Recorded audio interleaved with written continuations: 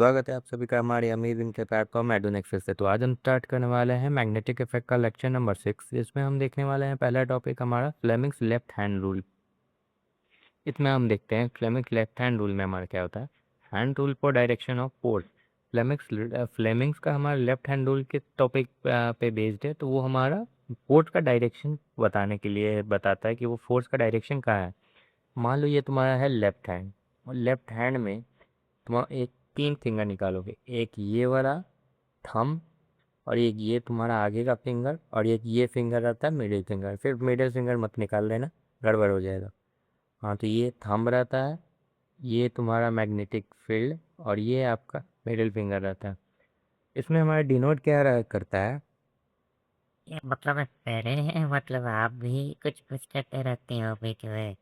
अरे देखो, तुम यहाँ देखो, ये मिडिल फिंगर तुम्हारा डिनोट करेगा करंट, ये वाला डिनोट करता है तुम्हारा मैग्नेटिक फील्ड, और थंब तुम्हारा डिनोट करेगा फोर्स को डिनोट करेगा, यानी थ्रस्ट और मोशन को, यानी किस साइड में वो फोर्स लग रहा है।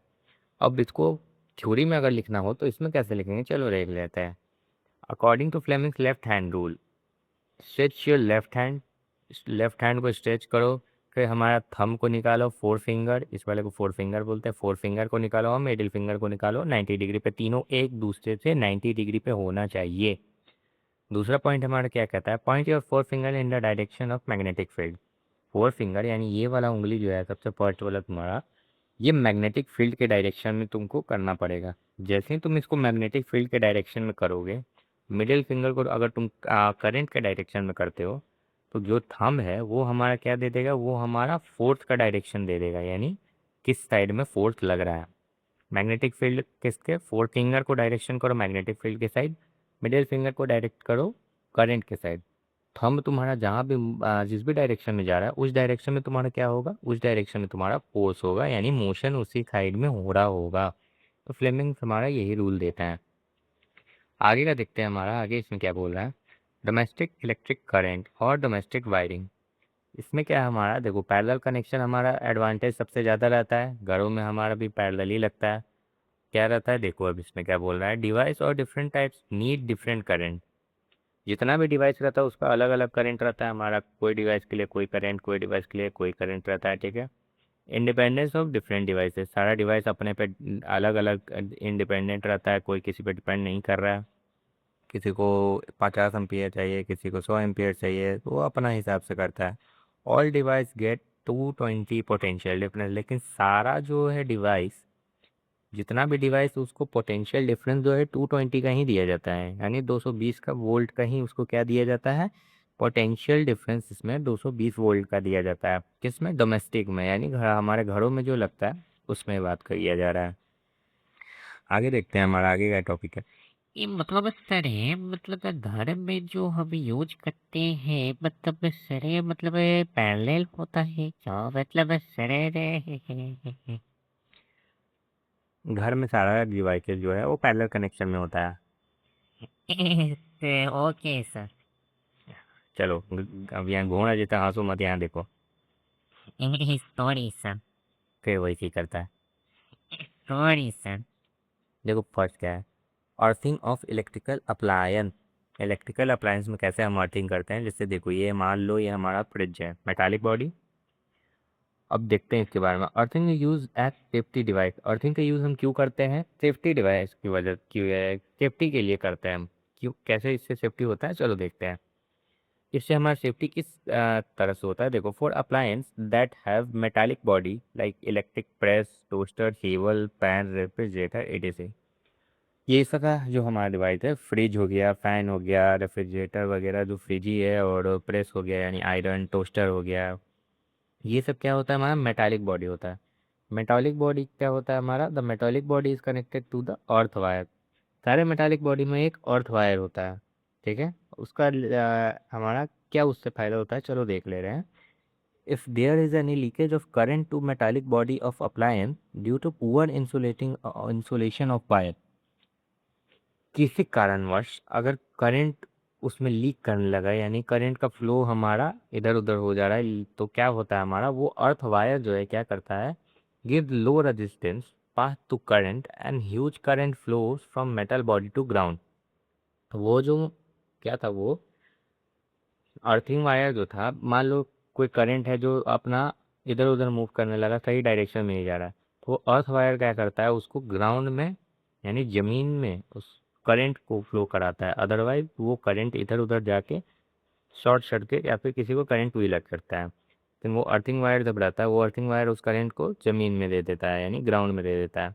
Due to this huge current flow, fuse bulb could due to this huge current flow, fuse blows off and supply is cut off. देखते होगे लाइन अपना अचानक से कट हो जाता है, कभी कभी चलते चलते अचानक से कट हो जाता है। वैसा क्यों होता है?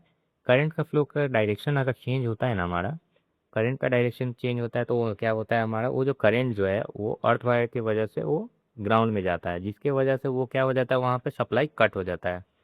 तो इसलिए अप्लायंस फ्यूज नहीं, यानी अप्लायंस ख़राब नहीं होता, लेकिन वो फ्यूज हो जाता है।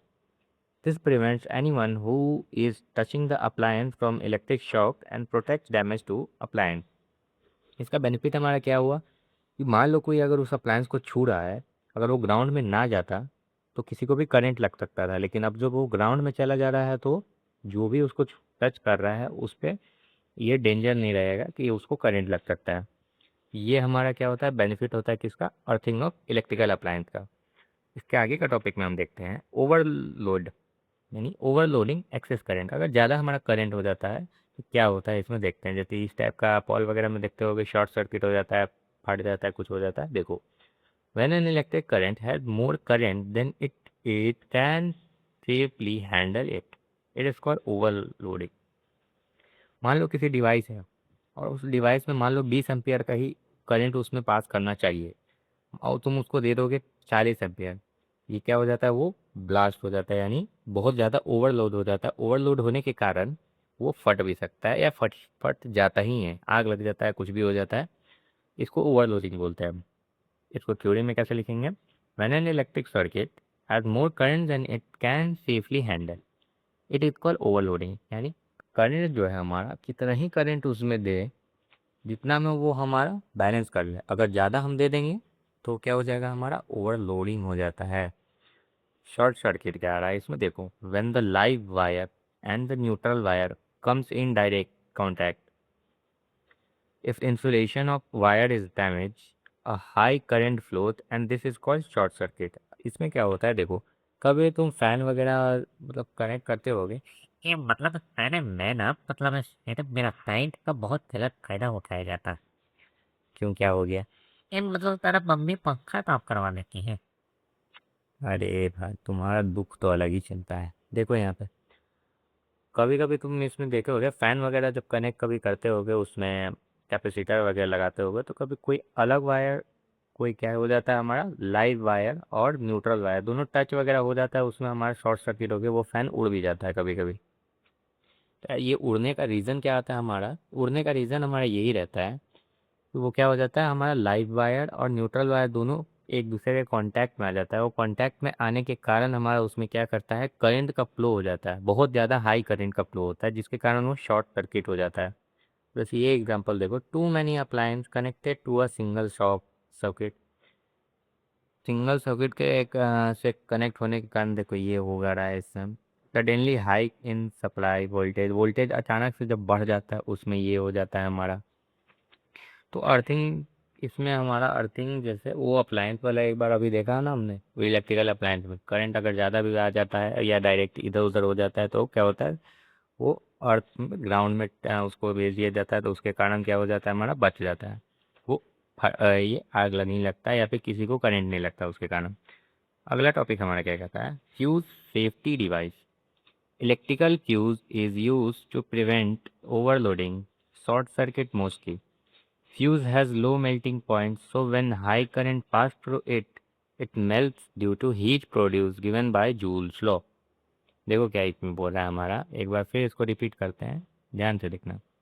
Electrical fuse is use to prevent overloading. Fuse का यूज़ हम किस लिए करते हैं, शॉर्ट सर्किट से बचने के लिए। शॉर्ट सर्किट का ये फ्यूज़ का यूज़ किस लिए करते हैं हम, ओवरलोडिंग से बचने के लिए, ठीक है। Fuse has low melting point, fuse का क्या होता है, मेल्टिंग पॉइंट कम होता है और इसमें करंट ज़्यादा से ज़्यादा पास कर सकता है। ये it melt to heat produce, ये मेल्ट होके हीट प्रोड्यूस करने लगता है जूल लॉ के कारण। जूल लॉ का फॉर्मूला हमारा आई स्क्वायर आर टी होता है, H is equal to I square R T. And stop the flow of current, ये क्या होता है, अपने आप को मेल्ट करके यानी अपने आप को गला के करंट का फ्लो को बंद करवा देता है। Fuse wire is connected in series with appliance, ये सारे अप्लायंस के साथ सीरीज में कनेक्ट होता है। शॉर्ट समरी इसका ये है, फ्यूज वायर का हम यूज़ इसलिए करते हैं क्योंकि इसका क्या हो जाता है हमारा, इसमें ज़्यादा करंट जब पास करता है, इसका पहले तो लो मेल्टिंग पॉइंट होता है। अगर इसका करंट ज़्यादा पास करता है तो ये अपने आप को पूरा क्या कर देता है, इसमें हीट प्रोड्यूस होता है जूल लॉ के कारण, और ये क्या करता है, उस अपने आप को गला देता है और stops the flow of current, current के फ्लो को ये बंद कर देता है। ये फ्यूज़ क्या करता है, हमारा करंट का फ्लो बंद कर देता है। ये अप्लायंस के साथ हमारा सीरीज में कनेक्ट होता है। और क्या बोला है, fuse wire is made from alloy of, fuse wire mainly हमारा कॉपर, फिर लेड, टिन, इस सब से ही मिलके बनता है। फ्यूज़ वायर के पास लो मेल्टिंग पॉइंट होता है, रेजिस्टेंस ज़्यादा होता है। रेजिस्टेंस ज़्यादा होने के कारण ये करंट का फ्लो को रोकता है। ये देख लो, मान लो ये अप्लायंस है तो फ्यूज़ वायर हमारा ऐसे ही इसमें कनेक्ट होता है। आगे का हमारा टॉपिक आ रहा है, वही फ्यूज़ पे ही है, फ्यूज़ रेटिंग। अब 15 ampere fuse, heavy appliance like iron, geyser, toaster। 5 ampere fuse, bulb, fan, television, etc। यानी इसमें 15 एम्पियर का फ्यूज किस में लगता है, हाई अप्लायंस वाले में। 5 एम्पियर का करंट किस में लगता है, फ्यूज उसमें लगता है हमारा लो अप्लायंस वाले, बल्ब हो गया, फैन हो गया, टेलीविजन हो गया, ये सब में लगता है। तो आज की वीडियो के लिए यहीं तक रखते हैं, तब तक के लिए पढ़ाई करते रहें।